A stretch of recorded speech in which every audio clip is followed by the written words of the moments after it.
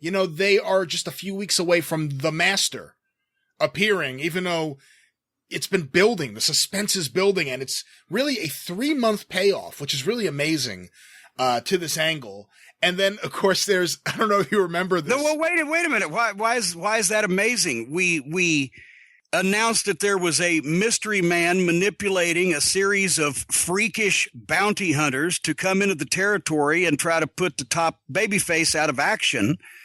And for 12 weeks, various members of this organization appeared by surprise and tried to do just that, but couldn't because the babyface was strong and capable, until finally the man behind it himself appeared after 12 weeks of television and made an impact with a serious heavy-duty angle.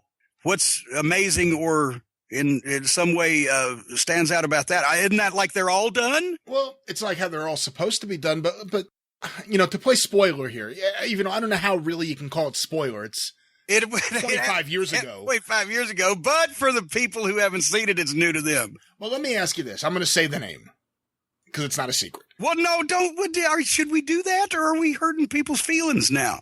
I don't know if we're hurting people's feelings. I think it's kind of known. It's kind of one of the memorable moments of 1992 Smoky Mountain Wrestling.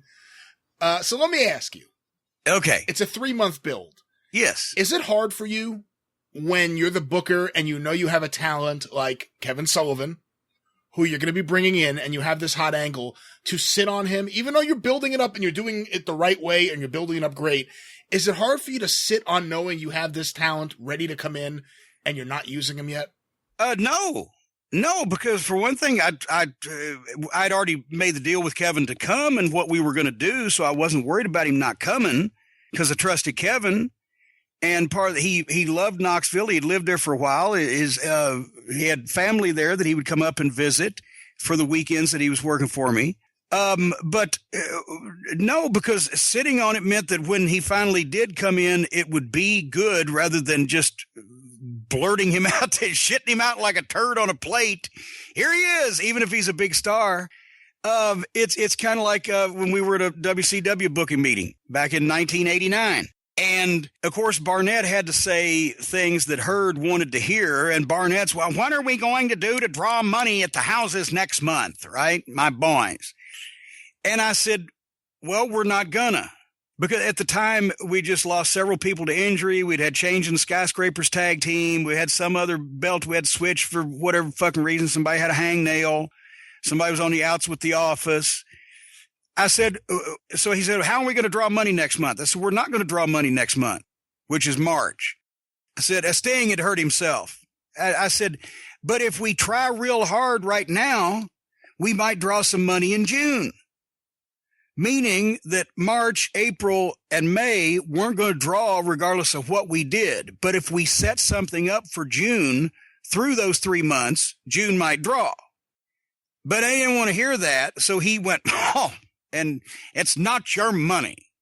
And of course, exactly. But that was, he heard one to hear shit like that from Barnett, right? So we didn't draw in March, we didn't draw in April, and we didn't draw in May. But because we wasted March, April, and May trying to draw that month instantly, just suddenly, come on back suddenly, we didn't draw in June either. With Sullivan, did you have an angle that you needed Kevin Sullivan for, or did you get Kevin and then figure out what you wanted the angle to be? Well, no, obviously it was fit. It was tailored for Kevin specifically because I talked to him and asked if he wanted to come up, and I didn't even realize he had family in town, so which made it easier.